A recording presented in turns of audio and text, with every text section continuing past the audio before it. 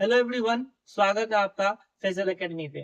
Basic English grammar का यह हमारा पहला वीडियो है और 10 दिन के अंदर बेसिक इंग्लिश ग्रामर कंप्लीट कर दिया जाएगा ताकि जब फाउंडेशन स्टार्ट हो तो आपको वहां पे समझने में आसानी हो। और ये बेसिक इसलिए क्योंकि बहुत लोगों का इंग्लिश क्या होता है, माइंड से निकल जाता है और फिर अगर वो फाउंडेशन में जाते हैं तो उसको कुछ भी पल्ले नहीं पड़ रहा होता है। तो बेसिक पहले क्लियर होना जरूरी है और चूंकि यह बेसिक का बैच ही है इसलिए इसमें ज्यादा एडवांस का आप एक्सपेक्टेशन न रखें। खैर है तो पहला हमारा यह है कि हम ग्रामर पढ़ते क्यों हैं या हमें ग्रामर की आवश्यकता क्यों है। तो डिफिनेशन में बाद में जाएंगे, पहले इसे समझते हैं जिंदगी के उदाहरण से। मान लीजिए आप कुछ बात सामने वाले को कहना चाहते हैं कि मैं तुम्हें प्रेम करता हूं, लेकिन वो अगर यह समझ ले कि आप उनको यह बोल रहे हैं कि मैं तुम्हें प्रेम करता था या करूंगा, तो आपने जो एग्जैक्ट जो बात बोला सामने वाला वो नहीं समझा और उसने जो बात बोला वो आप नहीं समझे। तो ग्रामर का नियम इसलिए बनाया गया है ताकि जो बात बोला जाए वही बात समझा जाए। कि जैसे मान लीजिए पहले के जमाने में लोग चिट्ठियां लिखा करते थे, तो क्या करते थे, अब वो सामने वाले के मन में क्या है वो तो आप नहीं जान सकते हैं ना, लेकिन अगर चिट्ठी वो शुद्ध शुद्ध लिख रहा है और सामने वाला भी शुद्ध शुद्ध पढ़ पा रहा है तो ही इसका बात वहां तक सही सही पहुंच पाएगा। तो ग्रामर का उद्देश्य यही है कि इंसान को शुद्ध लिखना आ जाए, शुद्ध बोलना आ जाए और शुद्ध पढ़ना आ जाए, और वो भी जो सबके लिए एक ही नियम हो तो ही बात हो पाएगा सही से। तो डिफिनेशन में देखते हैं क्या है, व्हाट इज ग्रामर। और चूंकि ये बेसिक का बेंच है तो इसमें ज्यादा आप एक्सपेक्टेशन न रखें और थोड़ा सब्र के साथ देखें हमारा वीडियो ताकि आपका रिकॉल हो पाए। और अगर आपका बेसिक क्लियर है तो आप ये क्लास स्किप भी कर सकते हैं, आपकी मर्जी। तो खैर, व्हाट इज ग्रामर, इसका मतलब क्या हो जाता है, व्याकरण। तो व्याकरण क्या है, तो पहले हिंदी में हम लोग जो देख लेते हैं। व्याकरण उन नियमों का समूह है जो यह बताता है कि किसी भाषा में शब्दों को कैसे जोड़ा जाए, व्यवस्थित और उपयोग किया जाता है ताकि सही वाक्य बन सके। व्याकरण उन नियमों का समूह है जो यह बताता है कि किसी भाषा में शब्दों को कैसे जोड़ा, व्यवस्थित और उपयोग किया जाता है ताकि सही वाक्य बन सके। मतलब दो से ज्यादा शब्द हो तो उसको किस तरह से जोड़े, किस तरह से व्यवस्थित रखें, जैसे आई वॉज इन या आई इन वॉज, ये सब चीजें ना हो। मतलब सब्जेक्ट वर्ब ऑब्जेक्ट इनका जो सीरीज है वो कंप्लीट रहे इस सेंस में, ताकि जो हमारा सेंटेंस है वो व्यवस्थित रहे। तो इंग्लिश का डिफिनेशन आप देखें, अगर आपका इंग्लिश बहुत ज्यादा वीक है तो हो सकता है आपको यह माइंड में याद न रहे, हो सकता है कि आपको जो है ये डिफिनेशन माइंड में न रहे और ये रहे।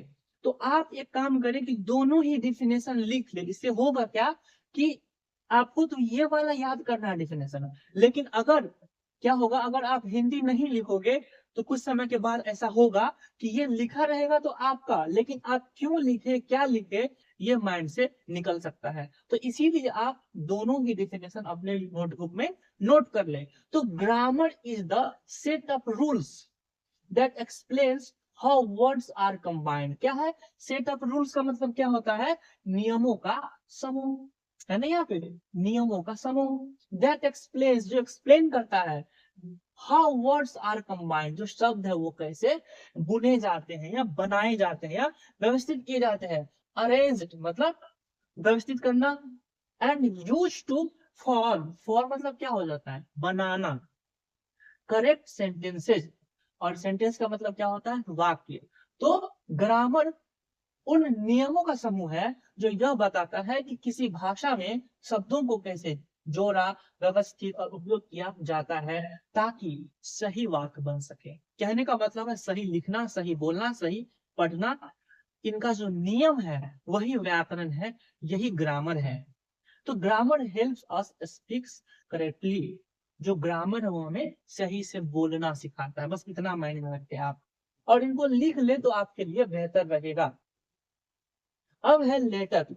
लेटर क्या है, मान लीजिए किसी भी चीज को लिखने के लिए एक सिंबल का जरूरी होता है, वही लेटर है। लेकिन जो चाइनीज वर्ड है, सॉरी जो चाइनीज लैंग्वेज है मैंडरिन, उसमें क्या होता है ना कि लेटर कम होता है, उसमें बहुत सारे शब्दों का ही क्या होता है कि सिंबल होता है। कि मान लीजिए ये जो है ये आम हो गया और ये कटहल हो गया।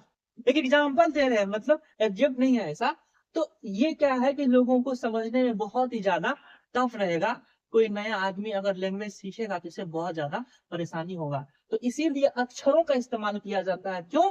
ताकि कम अक्षर हो, 10 20 50 60, और उसी से पूरा भाषा का रचना किया जा सके। तो जो सबसे छोटा इकाई होता है ना, वही अक्षर होता है, लेटर होता है। जैसे लेटर किसी लिखित भाषा की सबसे छोटी इकाई या प्रतीक जो एक विशेष ध्वनि को दर्शाता है, मतलब जैसे ए बी सी इस तरह से। A letter is the smallest visual symbol or unit of a written language that represents a speech sound. तो आपको क्या करना है कि ये डिफिनेशन आपको रट लेना है, याद कर लेना है, बहुत ज्यादा जरूरी है। तो लेटर कितने हैं? तो इंग्लिश में टोटल कितने लेटर हैं? 26, ए से लेके जेड तक। और इसे कौन सा लेटर बोलते हैं? कैपिटल। जैसे B is the second letter of English, जो हमारा बी है वो इंग्लिश का दूसरा लेटर है। अब एक आ जाता है क्या? अल्फाबेट, सॉरी हाँ, अल्फाबेट लेटर हो गया, उसके बाद अल्फाबेट। तो हिंदी में आप लोग जो है देखते होंगे ये क्या है? वर्ण।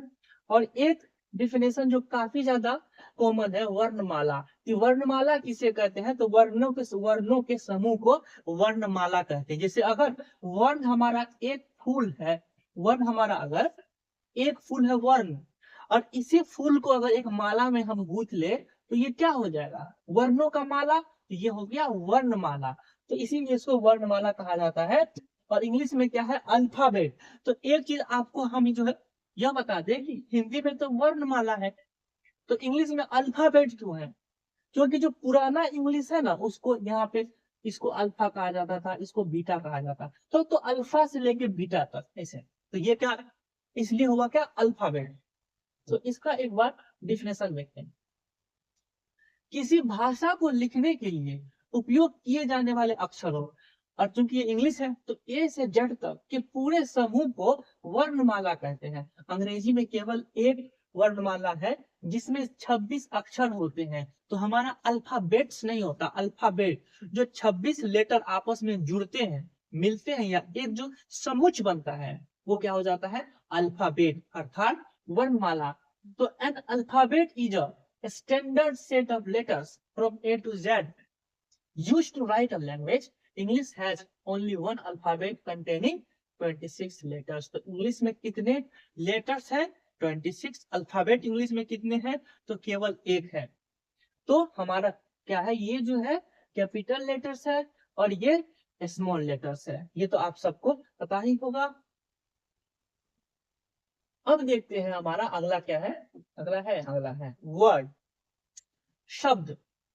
तो 1 2 या 3 जो लेटर होते हैं, वर्ण होते हैं, वो सब अगर आपस में मिल जाए और एक मीनिंगफुल अर्थ दे, मतलब जिससे कुछ सेंस निकले, तो वो क्या हो गया? वर्ड। जैसे आप यह मान लीजिए कि BOOK, बुक, ये क्या हो गया? बुक एक वर्ड हो गया, 4 लेटर का। लेकिन अब इसी को देखिए, हम ये बुक है हमारा, बुक नहीं लेके बुक नहीं लेके हम लिख देते हैं OBOK। ये भी तो एक लेटर ही हो गया ना, लेटरों का ये ग्रुप हो गया ना। लेकिन ये क्या है? एक मीनिंग नहीं देता है, अर्थ नहीं देता है। तो इसको हम एक वर्ड नहीं बोल सकते हैं, ये एक वर्ड नहीं है। तो वर्ड का डेफिनेशन क्या है? A word is a single distinct meaningful element of a speech और writing made by combining letters. अक्षरों को मिलाकर बना हुआ समूह जिसका कोई निश्चित अर्थ निकलता हो, उसे वर्ड कहते हैं। मतलब अक्षरों का ग्रुप जिससे एक अर्थ निकले, वही वर्ड है। जैसे हम देखिए ए क्या है? ए लेटर भी है और वर्ड भी है। एक का मतलब बहुत बार एक भी होता है ना, तो इस तरह से। तो ये जो कुछ वर्ड मैंने लिखा है इसमें, हालांकि ये बहुत ही ज्यादा बेसिक है। अगर आपका शुरुआत बहुत ही ज्यादा बेसिक से हो रहा है तो आप यह कोशिश करें कि ये जो लिखे हुए हैं ना, इसको आप नोट्स जो है बना ले। और उम्मीदता ये बहुत इतना ज्यादा बेसिक वर्ड है कि उम्मीदता नीड ना हो, लेकिन अगर नोट्स अगर आप बना लेंगे तो बेहतर रहेगा आपके लिए। तो cat is a 3 letter word. जो कैट है, बिल्ली, वो क्या है? 3 अक्षरों का एक वर्ड है, मतलब 3 लेटर्स का एक वर्ड है। क्या उसको कहते हैं? कैट। ये सारे वर्ड है हमारे। अब दूसरा आते हैं क्लॉज। तो लेटर मिलके क्या बनाता है? वर्ड। और वर्ड जब आपस में मिले तो वो क्या बनाता है? क्लॉज। तो क्लॉज और सेंटेंस दो चीज हो जाता है। तो सेंटेंस एक पूरा वाक्य होता है, लेकिन जो क्लॉज होता है वो वाक्य का पार्ट होता है। कभी कभी वो पूरा होता है और कभी कभी अधूरा सेंटेंस भी क्लॉज हो जाता है। तो शब्दों का वह समूह जिसमें एक सब्जेक्ट कर्ता हो और एक वर्ब क्रिया शामिल हो, उसे क्लॉज उपवाद कहते हैं। तो सब्जेक्ट क्या होता है? कर्ता, जो कोई काम करे। जैसे आई टीच, तो मैं क्या हो गया? कर्ता, सब्जेक्ट। और टीच क्या हो गया? वर्ब। इस तरह से। तो a clause is a group of words that contains a subject and a verb. It can be a complete sentence or a part of sentence. तो शब्दों का वह समूह जिसमें एक कर्ता हो, एक वर्ब हो, उसे क्लॉज कहा जाता है। तो ये सब एक कुछ क्लॉज का उदाहरण है। हो सके तो आप लिख ले। इससे होगा क्या कि एक प्रकार से ट्रांसलेशन भी आपका हो जाएगा। You, since you are here, चूंकि तुम यहाँ हो। ये गलती है, पी वाई क्यू टी जो है ये गलत है। ये अपने आप ओवर वर्क सा हो गया है ये। तो ही लाफ्ड, वह हंसा। सी सिंग्स, वह गाती है। बर्ड फ्लाई, पक्षी उड़ते हैं। इफ इट रेन्स, अगर बारिश होती है। इस सब में देखिए आप कहीं ना कहीं ये सब किसी सेंटेंस के बीच का पार्ट आपको लगेगा। बिकॉज आई वॉज लेट, क्योंकि मुझे देर हो गई थी। वेन द सन राइजेस, जब सूरज उगता है। हु इज स्टैंडिंग देयर, जो वहां खड़ा है। बिफोर यू लीव, तुम्हारे जाने से पहले। ऑल्दो ही इज पुअर, हालांकि वह गरीब है। आई नो, मुझे पता है। सिंस यू आर हियर, चूंकि तुम यहाँ हो। while she was cooking, जब वो खाना बना रही थी। that he is honest, कि वह ईमानदार है। as soon as possible, जितनी जल्दी हो सके। ये बहुत ही फेमस सेंटेंस है। लगभग में हर बात में एक बार यूज हो ही जाता होगा। unless we study, जब तक तुम पढ़ाई नहीं करते। where they live, जहां वे रहते हैं। the dog bark, कुत्ता भौंका। so that we can win, ताकि हम जीत सके। whichever you like, जो भी तुम्हें पसंद हो। या ट्रेन अराइव, ट्रेन आ गई। ये सब क्या है? हमारा क्लॉज है, किसी सेंटेंस का अधूरा part. Although he is poor, he is happy, हालांकि वह गरीब है, वह खुश है।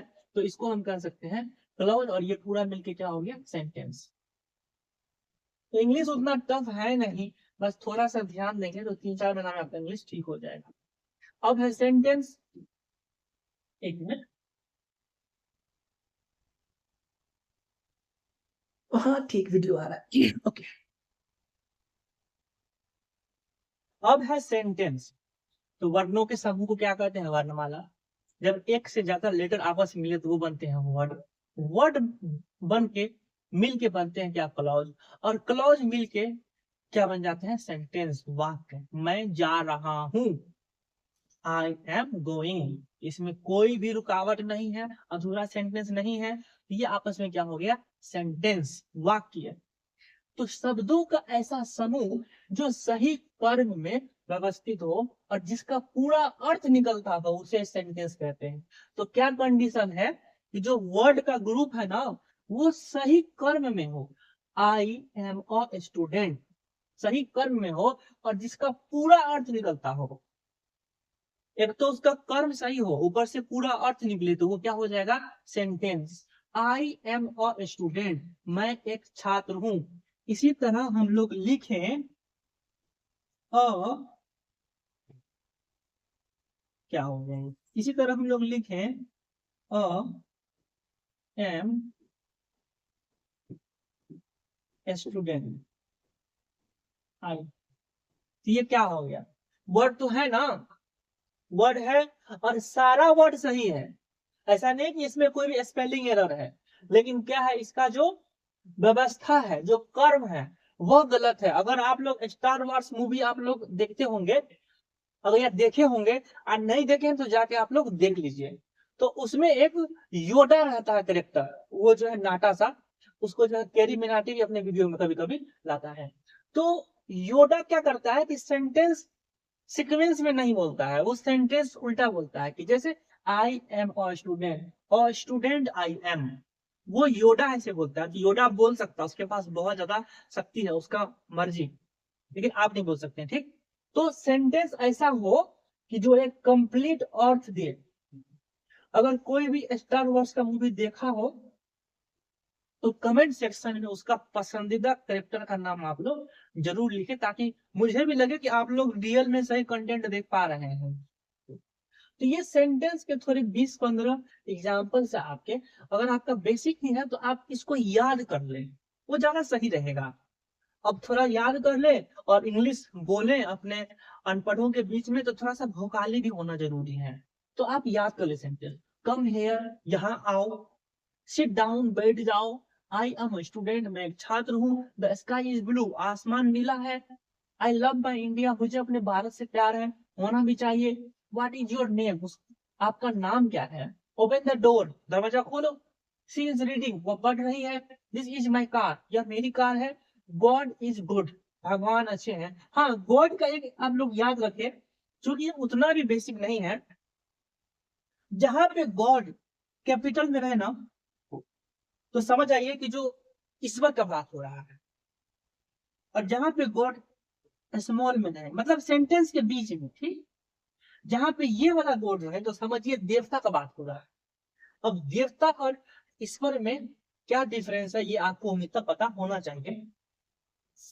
तो God is great, do not lie, झूठ मत बोलो, आई कैन डू इट, मैं यह कर सकता हूँ, I can do it, Sandeep Maheshwari का ये फेवरेट कोट है। इट इज रेनिंग, बारिश हो रही है, वी आर गोइंग होम, हम घर जा रहे हैं, रिस्पेक्ट योर एल्डर्स, अपने बड़ों का सम्मान करें, मे गॉड ब्लेस यू, भगवान आपका भला करे, कीप क्वाइट, शांत रहो, हेल्प द पुअर, गरीबों की मदद करो, लेकिन फंस मत जाओ, ही रन्स वेरी फास्ट, वो बहुत तेज दौड़ता है, टाइम इज मनी, समय ही धन है।